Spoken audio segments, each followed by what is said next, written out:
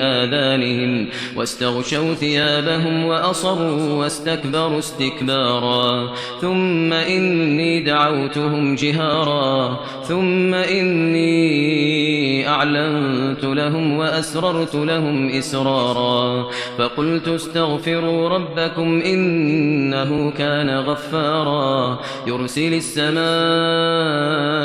عليكم مدرارا ويمددكم